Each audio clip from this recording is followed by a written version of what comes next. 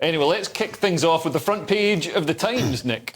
Yep, the Times has Brexit deal within days, and this is about Sunak trying to push through this deal and the whole Northern Ireland Protocol, which I love talking about. It's one of my favourite things. So Ursula von der Leyen was going to meet the King as well. That's not happening anymore, but it's a bit controversial. Sunak's trying to push through this deal. Boris is against it, and he's piped up. Of course, he wants his deal that he had, the Northern Ireland Protocol bill. He's saying it was a perfectly good bill. I came up with it. What are you doing?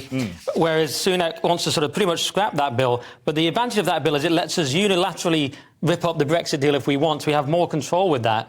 So the DUP, people like Sammy Wilson in the DUP, are basically saying Sunak's not communicating with us and he's being a bit soft on Europe. So Sunak's just trying to plough on and get it done, but there's opposition from the DUP, and if he doesn't bring them in, that's going to be a problem. And the Eurosceptic side of the Tory party in general. So hardline Brexiters are causing problems, and obviously Boris is causing problems. That's your Remainer summation of it, yeah, Leo. You're on the wrong channel, mate. And obviously Boris wants to cause problems for Rishi because Rishi got rid of Boris. He loves it. So yeah, he still thinks he's PM in his head.